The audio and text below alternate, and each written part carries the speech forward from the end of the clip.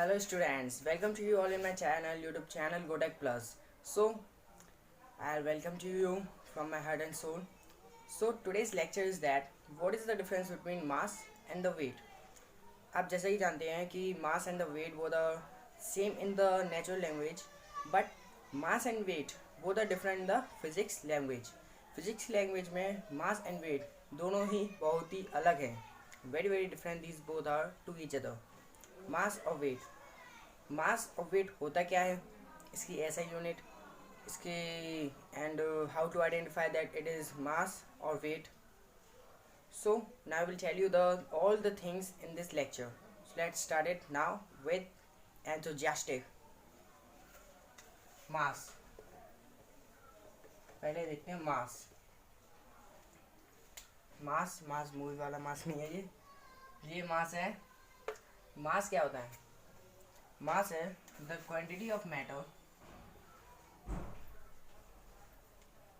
means the mass of a body. The mass of a body is the quantity of matter, is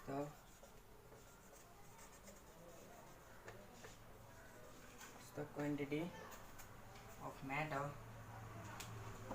quantity of matter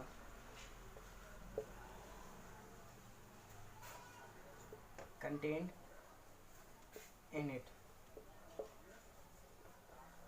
means जो mass है, मास of a body, किसी body का mass is the quantity. Quantity means मात्रा of matter, matter की मात्रा contain in it. Means किसी भी object में, किसी बॉडी में जितना भी ज़्यादा मैटर की क्वांटिटी है उसी को मास कहते हैं. जैसे कि ये एक बॉक्स है,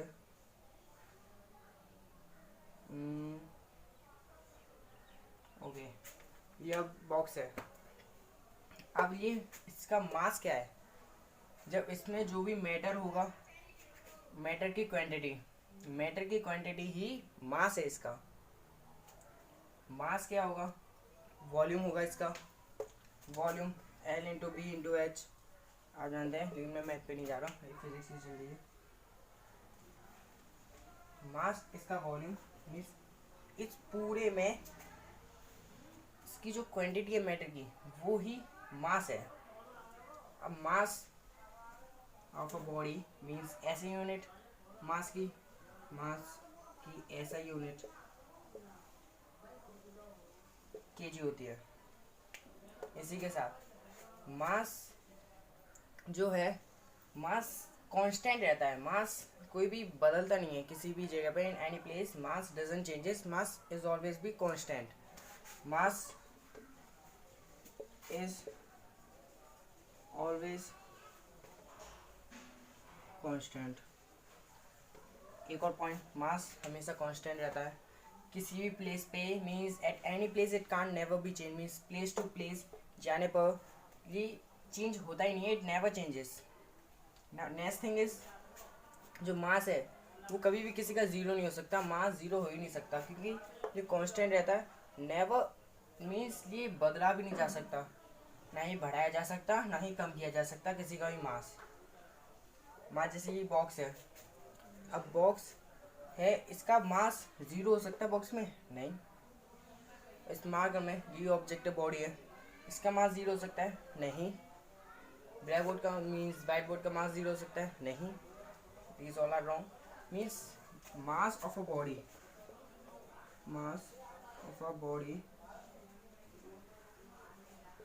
नेवर बी ज़ीरो, कभी भी ज़ीरो नहीं होता. अब मास को मेजर करने के लिए हम spring balance, so it is the I की बात है ये. अब मास हमने पढ़ लिया. Mass of a body is the quantity of matter contained in it. Mass हमेशा कांस्टेंट रहता है, मास चेंज नहीं होता. मास की ऐसे यूनिट केजी होती है. And the mass of a body never be zero, means mass किसी बॉडी का ज़ीरो नहीं होता. इसके बाद है वेट. वेट में इन सभी का अपोजिट हो जाएगा. बट वेट है क्या? ये तो सिंपल नहीं है ना. सो नाउ वेट, मास हमने पढ़ लिया, अब हम पढ़ेंगे wait.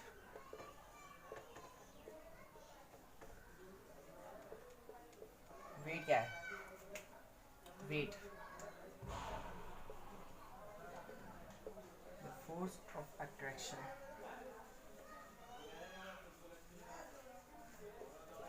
the force of attraction of a body is known as its weight.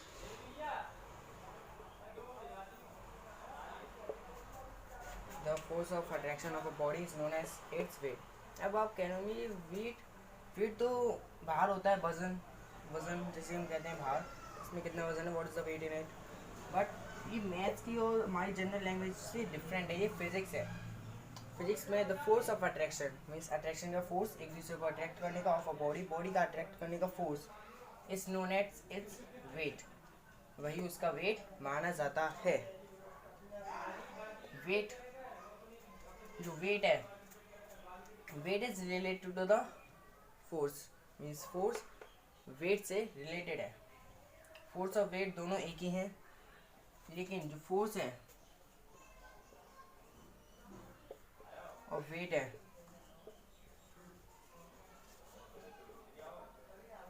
ये दोनों सेम है। कैसे? क्योंकि जो फोर्स ऑफ अट्रैक्शन, फोर्स भी बल होता है, एंड वेट की भी हिंदी बल ही होती है। सो फोर्स और वेट दोनों एक दूसरे के सेम है, interconnected to each other. So इनकी जो एसआई यूनिट होगी, वेट की एसआई यूनिट वही फोर्स से ही रिलेटेड होगी, मीन्स न्यूटन्स। वेट की SI unit is newton, SI unit of weight की एसआई यूनिट इज न्यूटन। अब नेक्स्ट पॉइंट, वेट, किसी भी बॉडी में जो वेट है वो प्लेस टू प्लेस चेंज होता रहता है। It keeps continuously keeps changing to place weight change होता रहता है। प्लेस टू प्लेस मीन्स एक प्लेस पर कुछ और है, एंड सेकंड प्लेस पर something other else, and the third place something other else. So weight keeps changing, weight continuously means weight never be constant, weight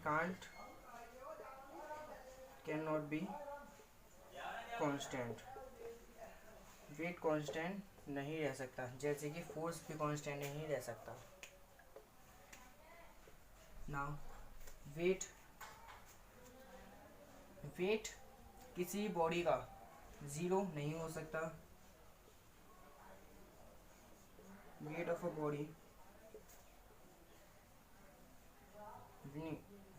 body can be zero,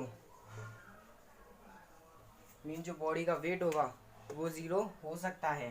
but mass में हमने पढ़ा था कि जो weight mass होगा body का वो zero नहीं हो सकता, बट वेट में ज़ीरो हो सकता है। अब ज़ीरो कैसे हो सकता है? फोर्स फाइंड करने का आपको फॉर्मूला पता है, force equals to mass into acceleration, force equals to mass into acceleration. और यहाँ पर फोर्स, तो फोर्स को हमने तो वेट में कन्वर्ट करना है, फोर्स को हमने वेट में कन्वर्ट कर दिया, W मीन्स वेट को डिनोट हम किससे करते हैं? W से। मास को हम M से डिनोट करते हैं, ये हमें पता है, मास इनटू एक्सेलरेशन। क्या हो गया? एक्सेलरेशन इसमें due to gravity, means acceleration जो होगा वो ड्यू टू ग्रेविटी के द्वारा होगा। So acceleration due to gravity को हम डिनोट करते हैं किससे? G लेटर से। ये फॉर्मूला हो गया वेट फाइंड करने का। अब वेट फाइंड किया हमने, तो मास दिया, जैसे कि जस्ट कंसिडर 1 kg इनटू, अब gravitation means force due to gravity, zero कैसे हो सकता है? अब कोई भी बॉडी अर्थ के सरफेस पर रेस्ट पोजीशन पे सिर्फ रखी है, मीन्स कैप्ट है, रखी है, वो किसी भी मोशन, किसी प्रकार means any kind of motion नहीं कर रही, तो उसके जो सरफेस से वो टच है उसमें कोई भी किसी प्रकार का एक्सेलरेशन नहीं हो रहा, तो इसमें एक्सेलरेशन की वैल्यू होगी 0, so weight equals to 1 into 0, 0 newton. Weight क्या हो गया, 0 हो गया। Means we have proof that weight of a body can be 0, 0 हो सकती है वेट ऑफ अ बॉडी। इतना हो गया हमारा। अब इसी से रिलेटेड न्यूमेरिकल प्रॉब्लम सॉल्व करते हैं जो वेट से ही रिलेटेड है। अब वेट से रिलेटेड न्यूमेरिकल प्रॉब्लम तो सिंपल होंगी बहुत आपके लिए। उसके लिए आपको ये फॉर्मूला याद करना पड़ेगा, weight equals to mass into acceleration due to gravity, means W equals to M into G. आप लिख लीजिए।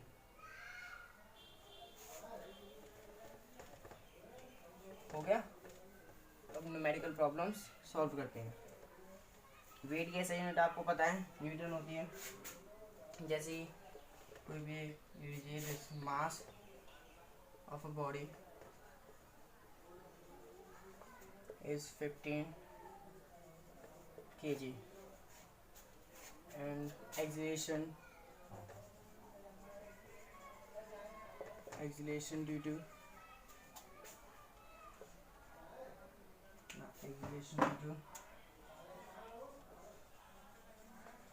gravity is 2 meter per second square.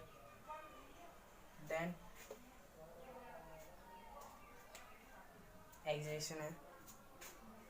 अब हमें इसका फाइंड करना है वेट। अब इसे सॉल्व करने से पहले एक बात बतानी थी आपको, बहुत इंपॉर्टेंट बात है ये, कि मास ऑफ अ बॉडी 15 kg दिया हमें, एक्सेलरेशन ड्यू टू ग्रेविटी इसमें दिया हमको 2 मीटर पर सेकंड स्क्वायर। अब ये क्वेश्चन सही है? नहीं है, ये क्वेश्चन गलत है। गलत है और सही भी है कि इसमें तो क्वेश्चन है हमको करना है सॉल्व, बट लेकिन जो एक्सेलरेशन ड्यू टू ग्रेविटी है ये मास पर, किसी भी ऑब्जेक्ट के मास पर डिपेंड नहीं करती। एक्सेलरेशन ड्यू टू ग्रेविटी मास पर डिपेंड नहीं करती।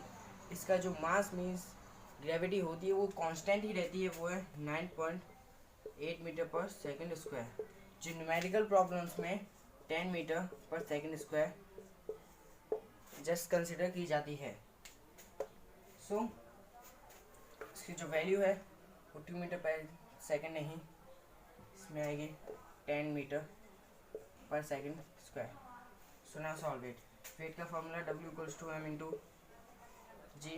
W equals to mass 15 kg into 10, so weight equals to 150 Newton.